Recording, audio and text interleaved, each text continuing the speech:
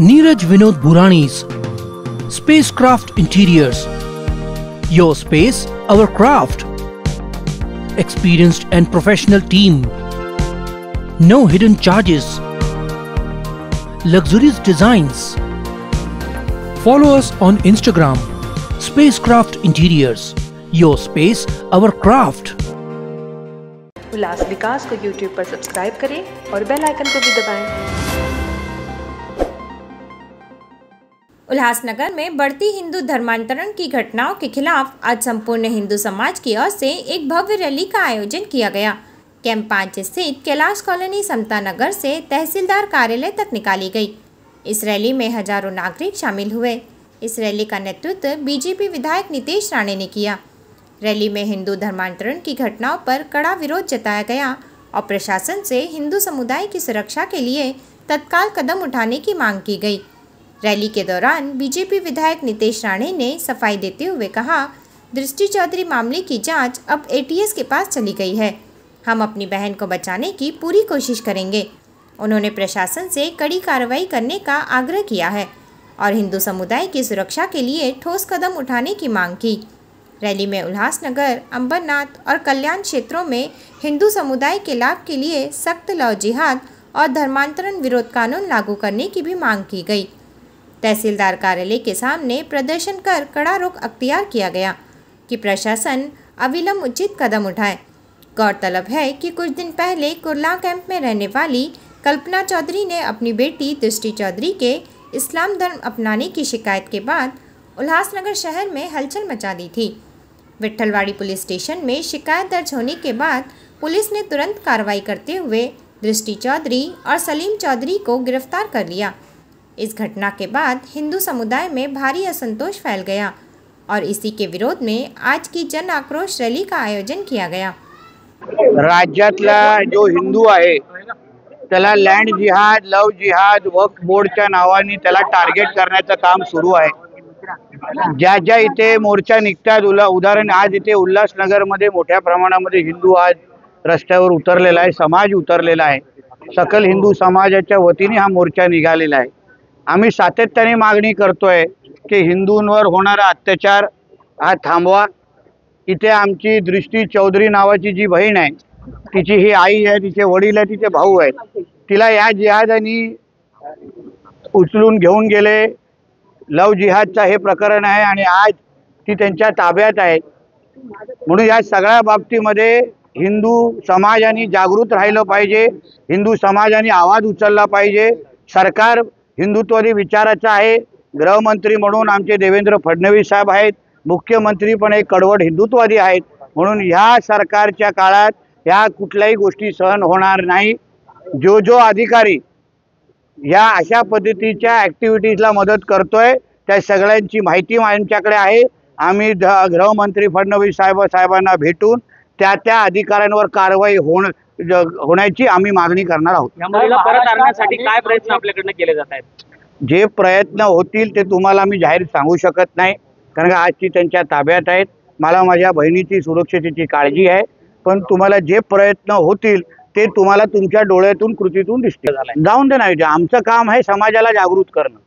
आज एक आमची बहीण गेली, असे 100 प्रत्येक घराघरामध्ये अगर असं व्हायला सुरू झालं तर मग हिंदू समाजाची संख्याच हे लोकांना कमी करायची आहे। हे लोकांना ह्या राष्ट्राला इस्लाम राष्ट्रच बनवायचं आहे आणि त्या मार्गावरही लोक सगळ्या गोष्टी करतायत। या उल्हासनगरच्या काही घरांमध्ये 40-40 बांगलादेशी रोहिंग्या येऊन राहत आहेत। पोलीस प्रशासन त्यांच्यावर कारवाई करणार नाही? उद्या ते सगळेजण त्यांना आधार कार्ड कोण देत आहे, त्यांना पाणी कोण पुरवत आहे, कोणाच्या संरक्षणाखाली ते लोक राहत आहेत, या सगळ्यावर पोलिसांनी कारवाई योग्य वेळी करावी। नाहीतर मग त्या पोलिसांना अगर जमत नसेल, काही गोष्टीची अडचण असेल तर मग हिंदू समाज त्याच्याबद्दल विचार करेल। नाही, दगड फक्त हिंदू समाजाने का सहन करावं हा मला पहिला प्रश्न आहे। सर्व धर्म समभावचा ठेका हा काय हिंदू समाजानेच घेतलेला नाहीये। आम्ही अगर आमच्या मागण्यांसाठी सकल हिंदू समाज अगर मोर्चा काढत असेल, एकत्र येत असेल, तर या जिहाद्यांना मिरच्या लागण्याचं काहीच कारण नाही। तुमचे जेव्हा मोर्चे निघतात, तुमच्या जेव्हा ईद आणि मोहरमच्या मिरवणुका निघतात, तेव्हा आमचा एक तरी हिंदू जाऊन मिरवणुका निघतात, तेव्हा आमचा एक तरी हिंदू जाऊन दगड मारतो का?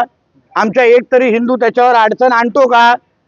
अशी एक तरी घटना राज्यात किंवा देशात दाखवा ना, तिथे मोहरमच्या मिरवणुकीमध्ये कुठल्या हिंदूंनी दगड मारलाय. मग आम्ही आमच्या पालख्यांची मिरवणुका काढायच्या नाहीत, आम्ही आमचे सणासुदी साजरा करायची नाही, आमच्या माता भगिनींनी मोकळीत फिरायचं नाही. हा सगळा मग काय हे काय आता पाकिस्तान म्हणून टाकलाय का? म्हणून ह्या गोष्टी आम्ही सहन करणार नाही, एवढाच संदेश या मोर्चाच्या माध्यमातून दिलाय. ह्यांना जोपर्यंत ह्यांच्या घरात अशी काही लव जिहादची घटना होत नाही ना, त्यांना झळ पोचणार नाही. जे पण हे बोलणारे, या जिहादांना समर्थन करणारे जे लोक आहेत ना, नेते आहेत ना, त्यांना सांगेन येऊन ह्या आईला भेटा, ह्या वडिलांना भेटा, तिच्या आईचे अश्रू बघा आणि मग सांगा आम्ही जे करतोय ते चुकीचं करतोय का. मग सांगा आम्ही जे पोलिसांवर जे बोलतोय ते चुकीचं बोलतोय का. हे वडील जेव्हा तिच्या वाढदिवसाला तिला केक घेऊन गेले, पोलिसांनी ह्यांना धमकावून परत घरी पाठवलं की तू जायचं नाही. त्या अधिकाऱ्याचं नाव आणि सगळी माहिती माझ्याकडे आहे, म्हणून आमच्यावर टीका करा. आम्ही काय कुठला पक्षाचा झेंडा घेऊन आलेलो नाही, मी काय कुठला पक्षाचा आमदार म्हणून आलेलो नाही. एक हिंदू म्हणून अगर आम्ही जिवंतच राहिलो नाही, आमची संख्या कमी करायला अगर प्रयत्न होत असेल ना, तर ह्या बोलणाऱ्या लोकांनी लक्षात ठेवावं, उद्या तुमच्या घरात पण जेव्हा ही घटना घडेल तेव्हा कोण येणार नाही आजूबाजूला. मला आश्चर्य वाटतं की रामगिरी महाराजांनी सत्य बोलणं हे चुकीचं आहे का?